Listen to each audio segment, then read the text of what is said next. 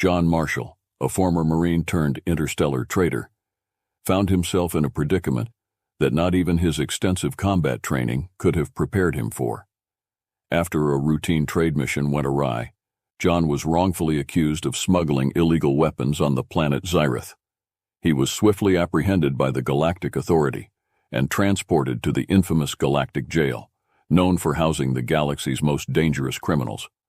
The Galactic Jail was a massive structure, a labyrinthine fortress floating in the cold vacuum of space. It was guarded by state-of-the-art technology and patrolled by robotic sentinels with an unwavering vigilance. As John stepped off the transport ship, the first thing that struck him was the sheer size and diversity of the prison population. The inmates ranged from towering brutes with multiple arms to slithering serpentine creatures, all eyeing the new arrival with curiosity and suspicion. John's human physique, while imposing among his own kind, seemed almost laughable in this diverse prison population. He stood at 6 feet tall, with a muscular build and a weathered face that bore the scars of countless battles. Yet here, among these bizarre and often intimidating aliens, he felt like an outsider. 2 robotic guards, their movements precise and mechanical, escorted John down a long corridor lined with cells. Each cell was a small, claustrophobic space, barely large enough to stand and stretch. As they reached his designated cell, the door slid open with a hiss, and John was pushed inside. The door clanged shut behind him, leaving John alone in the dimly lit cell. He took a deep breath, trying to gather his thoughts. The past few days had been a blur of accusations, arrests, and rapid transportation across the galaxy. Now, he had to focus on survival. Not long after his arrival, John attracted the attention of a group of particularly nasty aliens. They were led by Gorak, a hulking creature with a scaly hide, 3 eyes, and razor-sharp claws. Gorak was infamous in the Galactic Jail, known for his brutal strength and his penchant for bullying newcomers. "Hey, Tiny," Gorak sneered, his voice a guttural growl. He was flanked by 2 equally menacing aliens, one with tentacles for arms and the other with sharp, needle-like teeth. "You look like you could use some protection. How about you hand over your food rations and maybe we'll keep you safe?" John, standing at his full height, looked up at the towering Gorak and his cronies. He had faced worse during his time in the Marines, but he knew better than to reveal his true strength too soon. "I appreciate the offer," John replied calmly, "but I think I'll manage on my own." Gorak's sneer turned into a menacing grin. "We'll see about that," he said, his voice dripping with malice. "Welcome to the Galactic Jail, human. You're going to regret that decision." The next few days were a test of John's resilience. Gorak and his gang were relentless, taunting him at every opportunity. They would shove him around in the common areas, steal his food, and generally make his life miserable. John, however, maintained his composure, biding his time and assessing the situation. The Galactic Jail operated on a rigid schedule. Inmates were allowed out of their cells for a few hours each day to eat, exercise, and socialize. These communal periods were a mixture of chaos and tension, as different factions vied for dominance. It was during these times that John observed his surroundings, noting the various cliques and power dynamics. John's training as a Marine had taught him the importance of patience and observation. He watched Gorak's gang closely, noting their patterns and weaknesses. Gorak, while strong, was arrogant and often underestimated his opponents. His lieutenants, on the other hand, seemed more cautious, always glancing around nervously as if expecting trouble. One evening, as John was returning to his cell from the mess hall, Gorak and his gang cornered him in a narrow corridor. "We've been patient, human," Gorak growled, "but our patience is running thin. Give us your rations or we'll make sure you regret it." John, who had finally had enough, decided it was time to teach these aliens a lesson. "I've told you before, I'm not interested in your protection racket," he said, his voice steady. Gorak lunged at him, claws extended, but John was ready. With a swift move, John dodged the attack and landed a powerful punch on Gorak's snout, sending the hulking alien reeling backward. The other gang members hesitated, stunned by the sudden display of strength. "Anyone else want to try?" John asked, his eyes blazing with determination. The aliens, now wary of the seemingly fragile human, hesitated. Gorak, nursing his wounded pride and snout, snarled, "This isn't over, human." John watched as they slinked away, the first round clearly won in his favor. However, he knew this was only the beginning. The balance of power had shifted slightly, but Gorak would not take this defeat lightly. As John lay on his bunk that night, he knew he had made a powerful enemy, but he also knew he couldn't back down. His survival depended on his strength, cunning, and the hope that he could find allies among the diverse prison population. One thing was certain: his time in the Galactic jail was going to be anything but easy. The days following John Marshall's confrontation with Gorak were filled with a tense, uneasy calm. The hulking alien and his gang kept their distance, but John knew it was only a matter of time before they struck again. The news of John's resistance had spread throughout the Galactic jail, and he could feel the eyes of other inmates on him, a mixture of curiosity and cautious respect.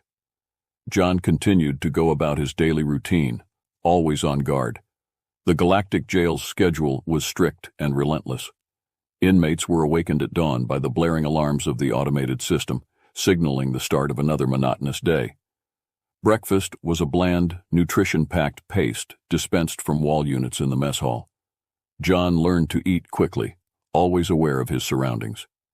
The common areas were a melting pot of alien cultures, each species maintaining its own space within the shared environment. Despite the diversity, the prison was governed by a brutal hierarchy, with the strongest and most ruthless at the top. Gorak's gang had been among the most feared, and their defeat at John's hands had disrupted the established order. One day, as John was exercising in the yard, a wide-open space with a transparent dome offering a view of the stars, he noticed a group of inmates whispering and casting glances in his direction. He recognized Ryla among them, a member of the Zarnak race, known for their intelligence and strategic thinking. Her slender, blue-skinned form moved gracefully as she approached him. "You made quite an impression, human," Ryla said, her voice a blend of curiosity and admiration. "Not many stand up to Gorak and live to tell the tale." John paused his workout, wiping sweat from his brow. "I didn't have much of a choice," he replied. "I won't be bullied by anyone, no matter what they look like." Ryla nodded, her yellow eyes studying him intently. "There are others who feel the same way. Maybe it's time for a change in the power structure around here." Before John could respond, the robotic sentinels patrolling the yard issued a warning signal. It was time to return to their cells. As he walked back, John couldn't shake the feeling that something significant was about to happen. Later that evening, as John lay on his bunk, he heard a soft tapping on the wall of his cell. It was a coded message, a method prisoners used to communicate secretly. He recognized the rhythm as an old Marine signal and quickly responded. "Need to talk," the message spelled out. John replied, "Where and when?" "Mess hall tomorrow. Be ready," came the response. The next day, John entered the mess hall with heightened awareness. He grabbed his meal and scanned the room, noticing Ryla and a few other inmates seated together. They nodded subtly, indicating an empty spot at their table. As John approached, the group made space for him. Alongside Ryla were Silex, a heavily armored reptilian being, and Vel, a wiry, multi-limbed creature known for its agility. "John," Ryla began, "we need to talk about Gorak. He won't let this slide. We've been watching you, and we think you could help us change things around here." Silex leaned in, his voice a deep rumble. "Gorak's rule has been brutal, but we've lacked the strength to oppose him. With you, we might have a chance." John looked around the table, seeing the determination in their eyes. He realized they were more than just prisoners. They were potential allies. "What do you have in mind?" he asked. Vel's multiple eyes glittered with excitement. "We take down Gorak and his gang, but we do it smart. We've been gathering intel and we know their routines. If we strike at the right moment, we can turn the tide." John nodded, feeling a sense of purpose. "All right, let's do this." The group spent the next few days meticulously planning their move. They communicated through coded messages and secret meetings, avoiding the ever-watchful eyes of the robotic sentinels. They gathered support from other inmates who had suffered under Gorak's rule, slowly building a coalition. The day of the confrontation arrived. The mess hall, usually a place of tension and unease, was filled with an electric anticipation. Gorak and his gang strutted in, oblivious to the storm brewing around them. John and his allies took their positions, blending in with the crowd. As Gorak and his lieutenants moved through the hall, John gave the signal. It started with a simple shove, escalating quickly into an all-out brawl. Gorak roared in anger, lunging at John with his claws extended. John dodged, landing a series of quick, precise blows. Silex tackled one of Gorak's lieutenants, his armored form a shield against the alien's attacks. Vel used his agility to disarm another while Ryla coordinated the movements, her strategic mind guiding their efforts. The fight was fierce, but the element of surprise and their coordinated tactics gave John and his allies the upper hand. Gorak, realizing he was outmatched, tried to retreat, but John blocked his path. "It's over, Gorak," John said, his voice steady. "No more bullying." Gorak, bruised and beaten, looked around at the fallen members of his gang. Defeat and realization dawned in his eyes. He dropped to his knees, acknowledging his loss. As the robotic sentinels moved in to restore order, the other inmates watched in awe. The balance of power had shifted, and a new era was dawning in the Galactic jail. John stood tall, surrounded by his new allies. They had won the first battle, but the war for control and respect in the Galactic jail was just beginning. The aftermath of the battle in the mess hall left the Galactic jail buzzing with a new energy. John Marshall and his newfound allies had not only defeated Gorak and his gang, but had also sent a powerful message to the entire inmate population. The era of fear and tyranny was over. In the days that followed, John and his allies worked tirelessly to solidify their newfound authority. The prison, once a hotbed of chaos and brutality, began to see the glimmers of order and cooperation. But John knew that true change would require more than just defeating a single gang. He needed to unite the diverse and often fractious inmates, creating a new culture based on mutual respect and shared survival. One evening, as John and his core group, Ryla, Silex, and Vel, gathered in a secluded corner of the exercise yard, they discussed their next steps.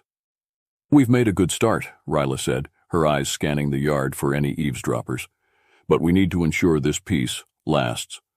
Gorak's gang isn't the only threat. There are other factions watching, waiting for a chance to strike." Silex nodded, his armored form casting a long shadow in the dim light. "We need to show them that cooperation is the only way forward. If we can get the other factions on board, we can build something stronger than any gang."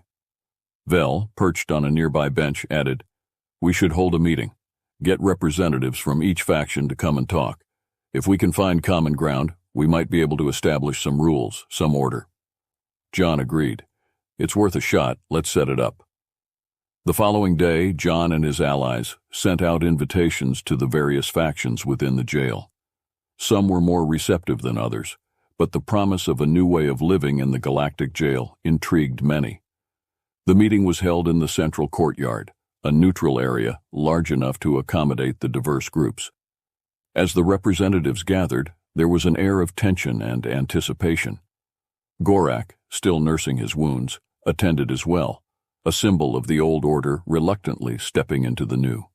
John stepped forward to address the crowd. "We all know why we're here. This place has been a nightmare for too long. We've seen how brutality and fear can rule, but we've also seen that it doesn't have to be that way. We can choose to live differently. We can choose to work together." A murmur of agreement rippled through the crowd. Ryla took the floor next. "We're not asking you to forget old grudges or trust each other overnight. We're asking for a chance to build something better, a system where we can coexist without constant fear and violence." Silex and Vel outlined a basic framework for cooperation: a council representing all factions, a set of agreed-upon rules, and a commitment to mutual protection. The proposal was met with a mix of skepticism and cautious optimism. Then Gorak, his pride visibly bruised, stood up. "I fought against this human and I lost. But in losing, I've seen strength and unity. I'll support this council, not because I've been beaten, but because I see a chance for all of us to survive and maybe even thrive." His endorsement, unexpected as it was, swayed many doubters. With Gorak's support, the proposal gained traction. The first Galactic Jail Council was formed that day, a tentative but significant step towards a new order. The initial weeks were challenging. Old habits died hard, and enforcing the new rules required constant vigilance. But with the council in place, disputes were mediated more fairly, and a sense of accountability began to take root. John and his allies worked tirelessly, demonstrating through their actions that change was possible. One day, as John walked through the now quieter corridors, he encountered an inmate who had previously been part of Gorak's gang. The alien, a lanky creature with iridescent skin, approached him hesitantly. "Human," the alien began, "I wanted to thank you. Things are better now. We don't have to fight every day just to survive. I can focus on my art again." The alien held up a small, intricately carved figure, a testament to his rediscovered passion. John smiled. "That's what we're trying to build here, a place where everyone has a chance to be more than just a prisoner." As the months passed, the changes became more apparent. Inmates began to take pride in their community, forming new friendships and alliances. The courtyard, once a battleground, turned into a place where different species shared stories, skills, and hopes for the future. John, Ryla, Silex, and Vel continued to lead by example, always ready to mediate conflicts and encourage cooperation. They knew that the journey was far from over, but each small victory reinforced their belief that, even in the darkest places, change was possible. One evening, as John sat in his cell, reflecting on the transformation, he received a visitor. It was Gorak, who had been conspicuously absent from the council meetings recently. "I've been thinking," Gorak said, his tone surprisingly thoughtful. "You've done something I didn't think was possible. You've changed this place." John looked at the once feared bully and saw a glimmer of something different in his eyes. "We've all changed it, Gorak. This place belongs to all of us now." Gorak nodded slowly. "You're right. I want to help more. I want to be part of this community." With a firm handshake, John welcomed Gorak into the fold, knowing that this gesture symbolized the true turning point in their journey. The Galactic Jail was no longer just a prison. It was becoming a place of redemption and hope, where even the most hardened souls could find a new purpose. And so, under the vast, unending expanse of the galaxy, the inmates of the Galactic Jail forged a new path together, proving that unity and respect could thrive even in the most unlikely of places.